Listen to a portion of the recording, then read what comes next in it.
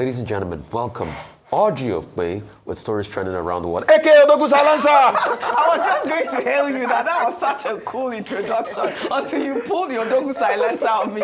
Good morning, Rufy on fire. How are you this morning? Perfect. Good morning, Ayomide. I haven't called you. Yes. Thank you. Thank you for giving me that time. Can you imagine how excited I get by calling you? Good morning, Professor Anthony Killer. How are you this morning? Did I tell you that I love calling your name? Killer. All right. Well, good morning to you, viewers. Let's begin what's trending. In the United States, with this bizarre video shared by Donald Trump on his Truth Social. It's an AI-generated video depicting a transformed Gaza Strip, reimagined as a luxurious resort destination named Trump Gaza.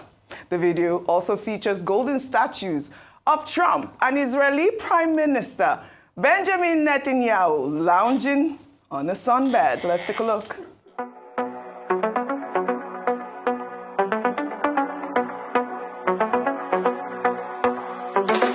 Donald's coming to set you free, bringing the light for all to see. No more tunnels, no more fear.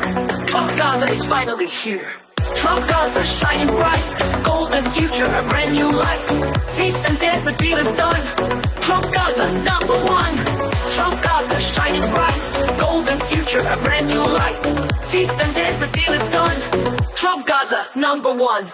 I'm sorry, I didn't mean to laugh, but I mean, you cannot be surprised by Donald Trump. I mean, really, it is AI generated, we all know, but he posted it, meaning he's endorsing it. He is endorsing that video. And we're here talking about the fact that, the Gaza Strip, people are talking about genocide, and you are posting videos with your golden statue. Oh my God. Epic Trump. Woe betide a nation whose leader is a fool. That's just what is happening. So that means you are dancing on the graves of the people that crumbled in the buildings of Gaza. You are dancing on the graves of people that were massacred, that the whole world feels this is akin to Auschwitz. You are dancing with the lives of people decimated and packed to a corner. And there, in that video, you're also celebrating with another conspirator that helped destroy Gaza and put it in ruins. What you are saying is it's fair to pee on the graves of the dead kids in Gaza and the people that they'll never have their lives back. Yeah, the children were there in the video as well. And all you are doing this is you're also showing cult worship. Gold statue of Trump. That reminds you of the Bible, right? Bronze statue of Trump and all sorts going on there in a land that has been disputed for so many years. Once again, I repeat, woe betide a nation whose leader is a fool. Rufai, I think that, you're not alone with your criticism. A lot of people have criticized this actual video. Even though it's AI, like I said, he endorsed it. Meanwhile, on Tuesday, Donald Trump handed out face caps. At the Oval Office, the caps had the texts, "Trump was right about everything," written on them. He said they were sent to him by a fan. Give me all of them. Look. See that? Trump was right about everything. It just came in. Somebody said, I said, this was sent in by a fan. I said, I think we should make some of them, right? But we were, pretty much. You want one? I'll pass. Are you allowed to take one? Because he'll consider it. I know him well. He's sort of a stiff. Brian, you're not a stiff. You're sort of a stiff guy. He'll take other things, but not a free hand. Always say yes to the president. Always say yes to the president. Would anybody like one? A man who thinks he's right about everything is in danger, really. Professor Anthony Killer. Well, this is Donald Trump. This is vintage Trump, the real Trump. The tragedy is the other people that voted him in. Hopefully, some people will be happy seeing this, and maybe this is what new is all about. We're used to the idea of the president, the strongest president in the world, being serious, being thoughtful, being very deliberate about everything he does. But Trump is, everything except serious, thoughtful, deliberate, or institutional. Except serious, thoughtful, deliberate, or institutional. You hit it. Yeah. And that is Trump. He's also a real estate developer, and he looks at Gaza, and what comes to his mind is how can we turn the slum to gold and make money out of it, you know, and that is Trump.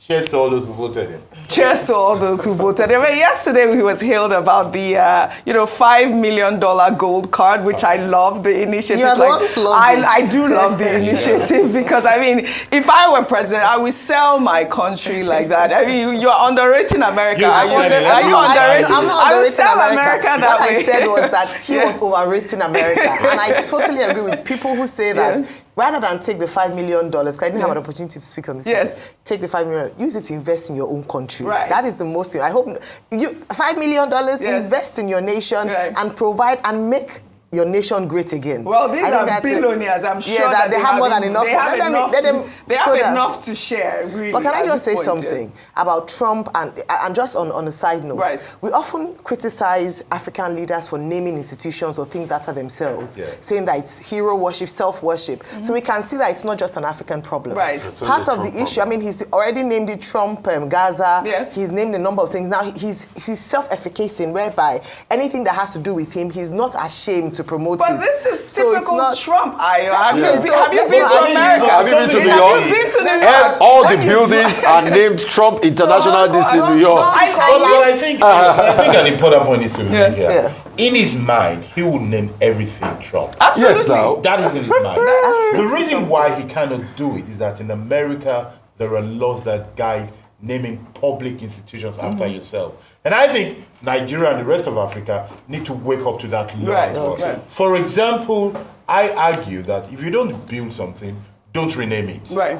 I argue that anybody in public office should have nothing named after them whilst they're there. Right. All right. Well said, Professor Killer. You were screaming about Trump Tower. I mean, if you go to New York and drive down the West Side Highway, it's Trump Tower all the way. He really knows how to sell himself. Well, in the United Kingdom, Conservative Party leader Kemi Badenoch faced an embarrassing moment at Parliament when she challenged Prime Minister Keir Starmer over the hike in defense spending on Wednesday. Badenoch had questioned the Prime Minister over the exact amount of the hike and suggested that the Prime Minister had listened to her advice on using international aid money for defense.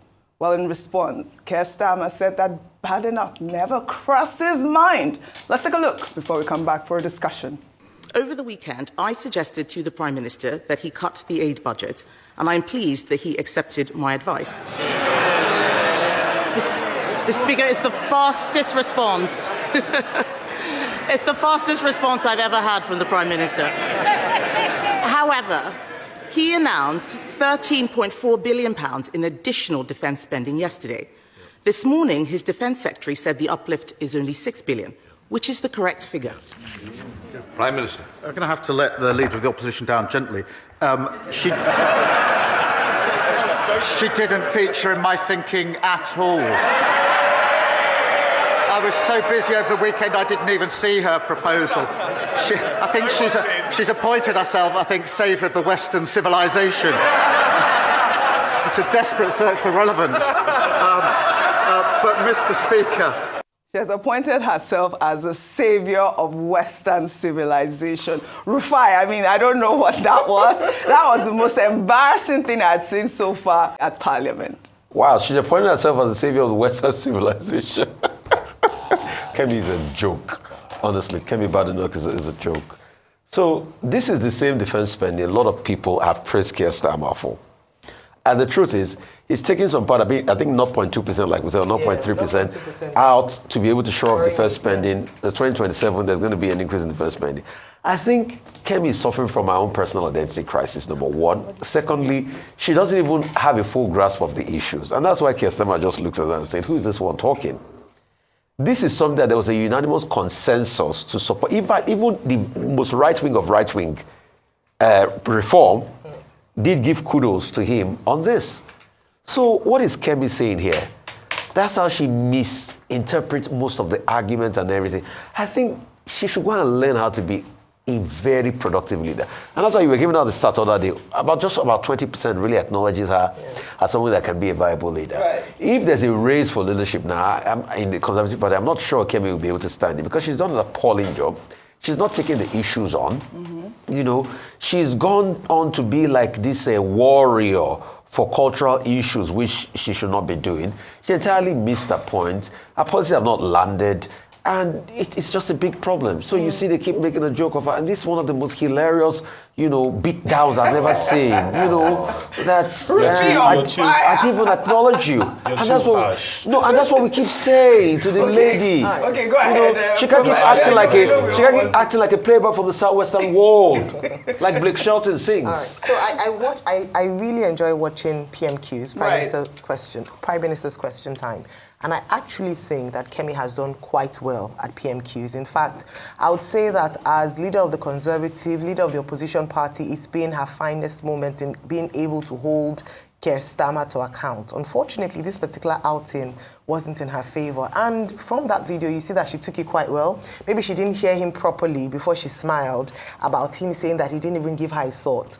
In actual fact, the Conservatives and the Labour Party are in alignment with defence spending. What she was asking him for clarity on was the disparity with what he had said and one of his ministers had said. He had said they were cutting 13.4 or adding 13.4 billion pounds to defence spending. The other person had said 6 billion pounds. So she was trying to clarify that. I don't think she disagreed with him. I think she just was trying to say that, are you people telling the truth, or are you is there a consensus? I think she's a very brilliant woman. I believe that she speaks really well. Her questions are very forthright and usually would ruffle. I say usually, and would usually ruffle Keir Starmer in Parliament. She has done well in terms of Q&A with Keir Starmer, so I have to give her that. She's a brilliant woman. You have to give her that.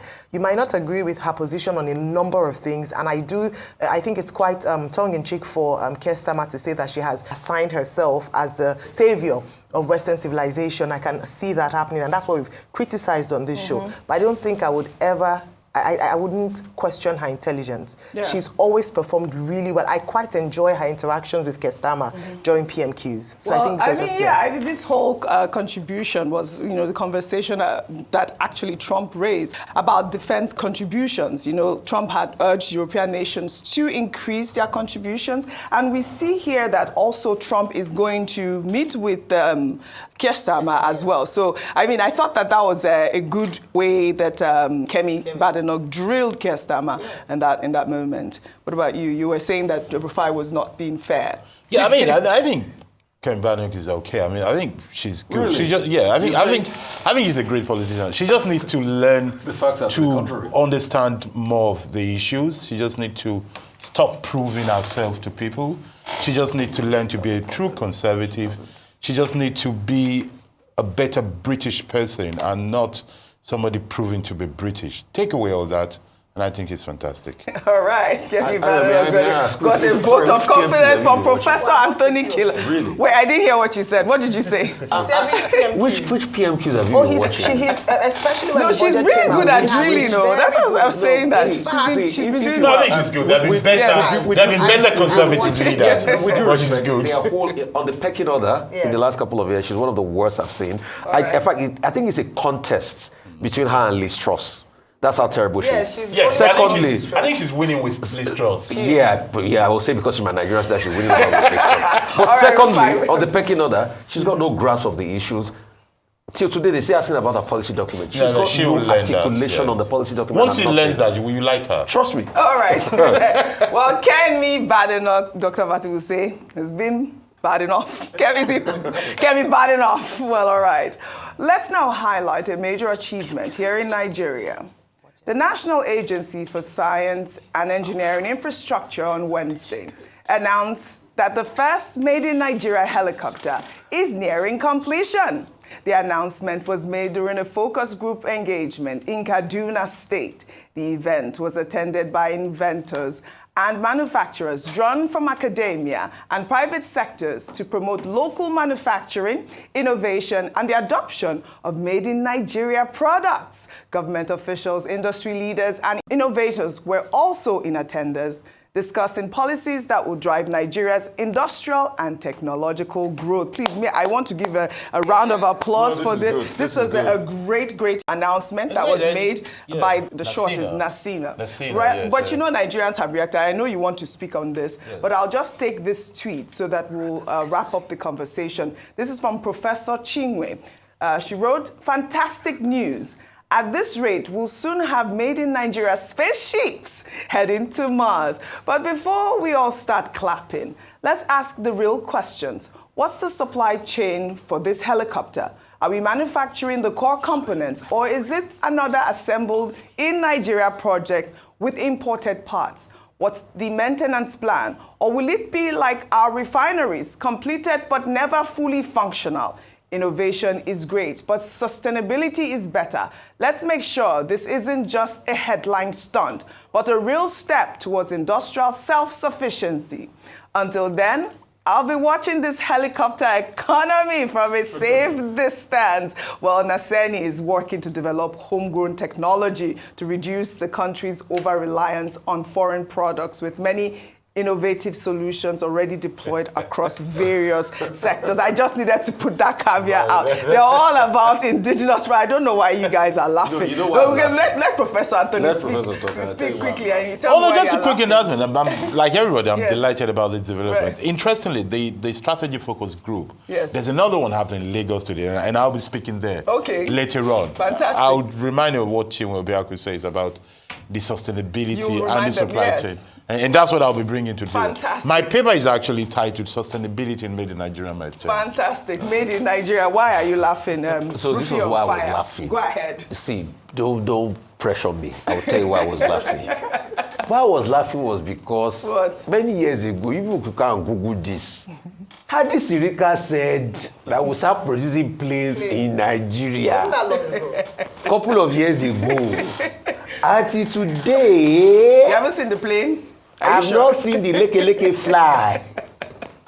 So I just hope this is not another Adi Sirika speak that Naseni is saying. I hope, I'm happy, but I hope. No. And the helicopter economy, I just hope we can produce it quickly so that this oil company will be buying Nigeria-made aerocopter. Must you be violent all No, the time? it's aerocopter, not helicopter. Helicopter. Let me help. Helicopter. Helicopter. Well, I mean, I think I would say kudos, really, because that's all we really need I'm to saying do. kudos too. Is this made in Nigeria product? And they have promised that they are trying not to be reliant on foreign products, meaning that even the components will be made in Nigeria. I sincerely hope so. Well, in the same vein, Dangote Peugeot Automobiles Nigeria Limited, the official manufacturer and marketer of Peugeot vehicles in Nigeria, has begun assembling the GT model of the Peugeot 3008, a globally successful and award-winning SUV. The vehicle is being assembled at the Dangote state-of-the-art assembly plant in Kaduna State again. The development marks a significant step in Dangote's commitment to boosting local vehicle production and enhancing Nigeria's auto industry. Dangote Peugeot began production with the relaunch of the Peugeot brand in Nigeria, starting with the local assembly of the Peugeot 301 at its Kaduna plant. The company has since expanded its lineup to include the Landtrack pickup 3008, 5008, and the latest 508 models. I mean, come on, this is what we need to see. I mean, first of all, I actually did not even realize until I saw this news that this assembly plant has been around since, and Peugeot has really never left Nigeria at this point. I mean, we grew up with Peugeot. I believe 504. Yes. That's the one I believe we grew up with. And the assembly plant, again, is in Kaduna State. Kudos to Aliko Dangote on this feat. And, you know, I'd like to take the other conversation to join this conversation with the feat of the Dangote Petroleum on Wednesday announced a significant reduction in the ex-depot price of petroleum motor spirit by 65 naira, bringing it down from 890 to 825 naira per litre. The adjustment marks the second price reduction by the refinery in February 2025. The price cut, effective from February 27, 2025, is intended to ease financial burden on Nigerians, especially with the upcoming Ramadan season. Well, according to the refinery, the new pricing will vary by region. 860 naira per litre in Lagos, 870 naira in the southwest, 880 naira in the north, and 890 naira in the South and Southeast. Another contribution. I see you smiling. I'm really happy about these developments. Starting off from this is almost like the good news segment. Good news segment. I put it early. Yeah, fantastic, because starting from the helicopters to the assembling of the Peugeot cars, and then now reduction in petrol price for Nigerians. These are the kind of things that we want to hear. And I do believe that we need to raise more. And so first of all, let me give him his flowers before I talk about raising.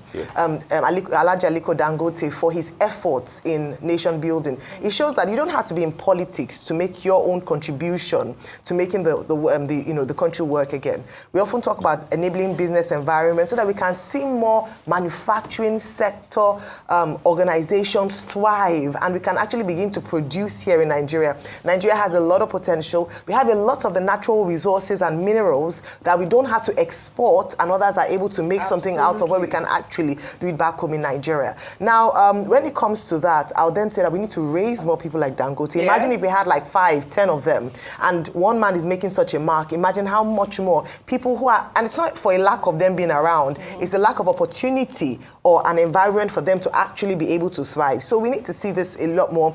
I remember in the past, we need to have even another company brand, another car brand assemble here, more of them. Absolutely. What I'm hoping is that it would also influence the price of vehicles.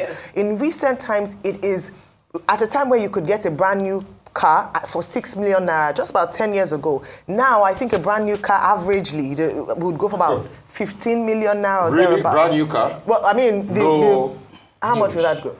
Brand new car is nothing less than 36, 37. No, I'm talking about the one that used to be. There was a particular brand that when they came out, because they assembled in Nigeria, even that one cheaper. is well over 30. It's about 15 to 20. So it's important that we're able to, when we do it locally, we eliminate the cost of imports and are able to sell at a cheaper price and bridge that gap between the rich and the poor in Nigeria, which is quite fantastic.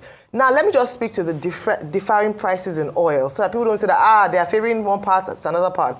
It's also as a result of cost of, the movement cost, transportation cost. Lagos is where the Dangote refinery is and is closest to. Now, if you calculate or add on cost of transportation to other parts of the country, you can then understand the disparity with prices. So maybe this is also a move to asking for diversification of how petroleum products are moved around the country so that we can see an even or level playing ground for. But, I mean, really great news. I'm really happy to talk about this morning. Well said, Ayo. And, of course, what would we say? Kudos, Alhaji Aliko Dangote, and happy Ramadan to Nigerians.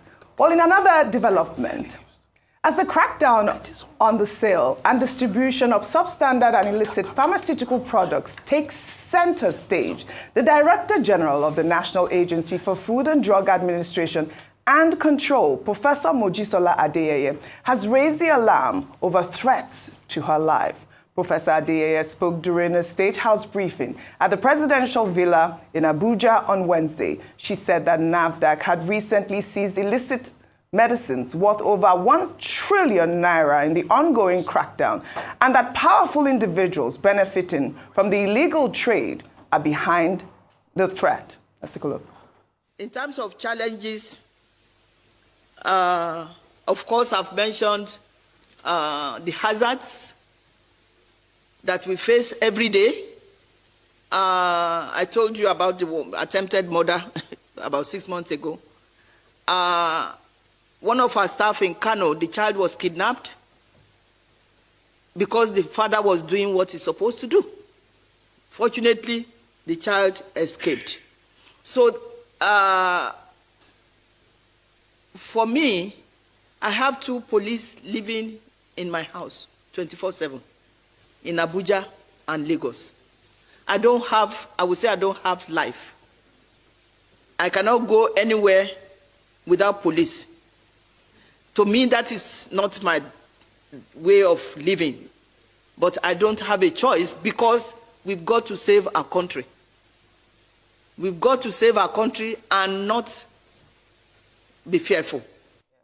We have to save our country and protect Professor Adeyeye. I mean, she's saying she cannot go anywhere without the police. At this point in our society, this is not what we need to hear from a woman who is doing what she's supposed to do to protect us, Nigerians, from dying. Professor Killer. Well, dying and killer. But anyway, I think we said earlier on, let me repeat again, that the appeal should be directly to the Chief Security Officer of Nigeria, President Bola Ahmed Tinubu, to make sure that Professor Adeyeye is fully protected. Absolutely. And really, untouchable by criminals. But let us also say that we, the people, also have we have a duty of protecting her, image, of protecting our voice, and defending our work wherever it does, and not to be railroaded, gaslighted, or anything by other people to tarnish what she's doing. It has to be clear that we can make suggestions. I have said that her operations has to be surgical, swift, and transparent, but we all have to agree that she's doing the right thing. She's the one fighting the right war. And we also have to agree that those people in that trillion naira industry that are making money from selling fake drug from people's debt are our enemies. They are worse than, at best, at par with terrorists, nothing less. And we have to treat them that way. Yes. And they have to know we're at war with them. Absolutely, I agree with you. They are definitely at par with terrorists. Well, in the meantime, 4 traders at the market in Onitsha, Anambra State, have sued the National Agency for Food and Drug Administration and Control and Standard Organization of Nigeria, NAFDAC Southeast Zonal Director, Dr. Martins Iluyomade, and the Anambra State Commandant of the Nigeria Security and Civil Defense Corps. They filed the case at the Federal High Court in Awka, alleging unlawful interference in their fundamental human rights following the closure of the market. The traders also accused NAFDAC officials of theft during the enforcement operation. I mean, this is what we knew was going to happen. Yeah. I mean, I think these are just 4 traders. I'm sure there's going to be more lawsuits because it was like a whole raid and a close down of the Anambra. I mean, in as much as we keep trying our best to make sure that we follow these processes, I mean, rule of law have to be obeyed.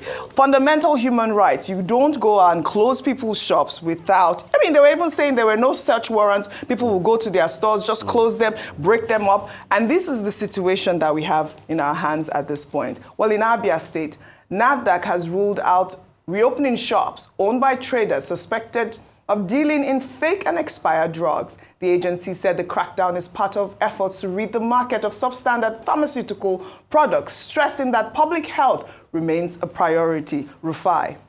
So, see, Professor Kira was bang on it when he said that they should, sue. We have a scourge. Yes. I think the number is saying over $1 trillion industry worth of substandard goods. But also, we must also understand that there's a right of the people.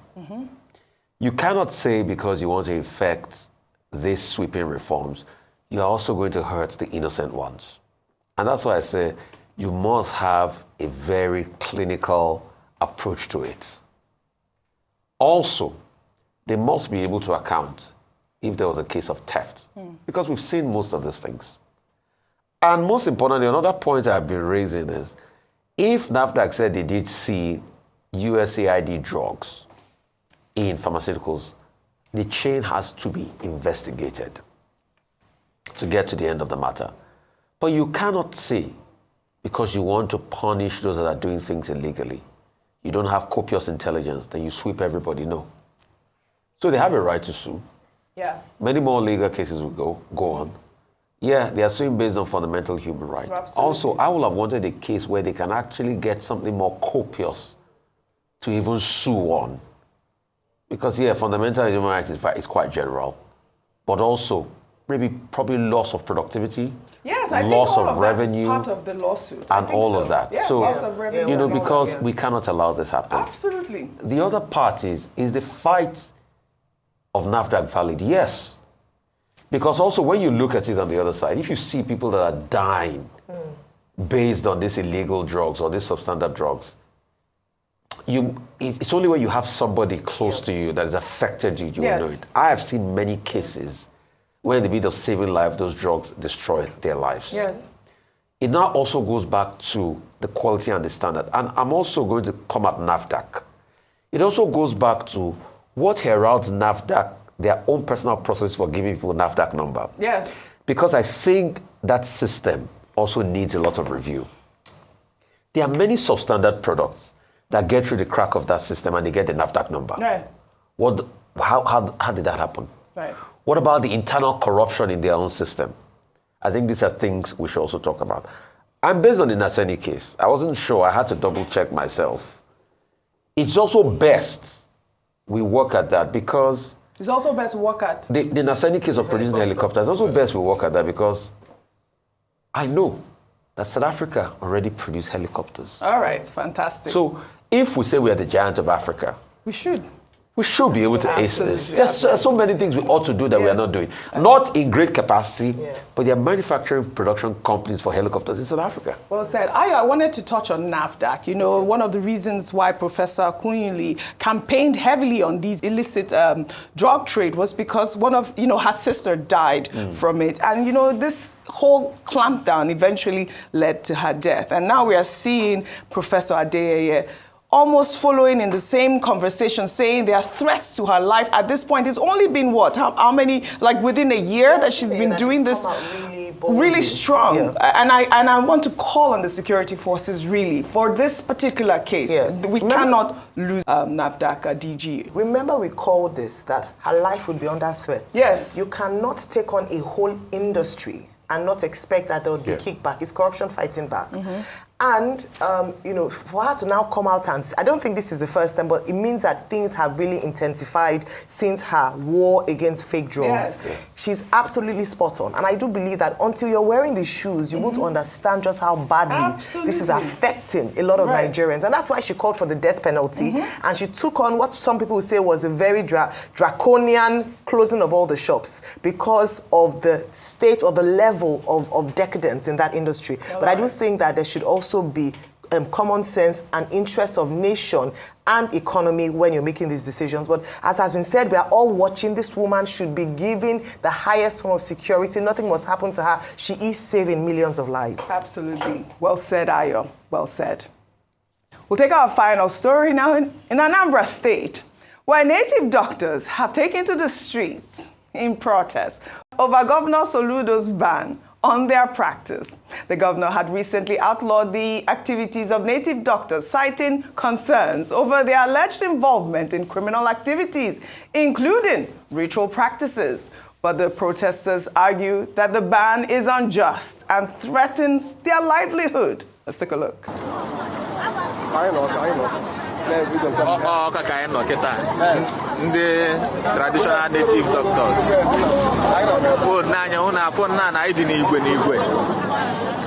I didn't when aga.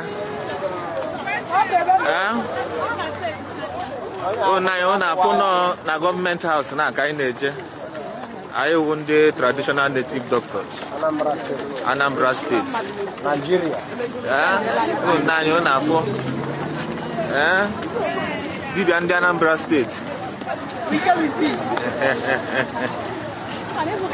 tell you in peace, I shall like I just for governor. I mali him melon. I do a nama treat I would do. They might intimidate. I have no way. I can go. In the my phone no more I can do so better when I give it or do what I could do one you All right, they said they come in peace. I mean, I could not believe the amount of number of native doctors that were tripped out. But quickly, Ayo, you were saying they don't believe in their powers. They said that if they arrest them, they can disappear from prison. They should disappear from prison. I mean, that's on a light note. They don't believe in their powers. Please, can we push this till tomorrow? Because it's a very important topic. Yeah. See, because I've done a lot of training where a lot of traditional birth attendants work a lot in the value chain and the ecosystem. All right. And even with us, most of the trainings as extension for healthcare, we also train the traditional birth attendants. They have an association, so there's we'll a lot to talk be able about to it more. Unfortunately, I'd love to thank you all for your great analysis, as always, on What's Trending. Well, that's all I have for you guys on What's Trending today. I'll see you all tomorrow.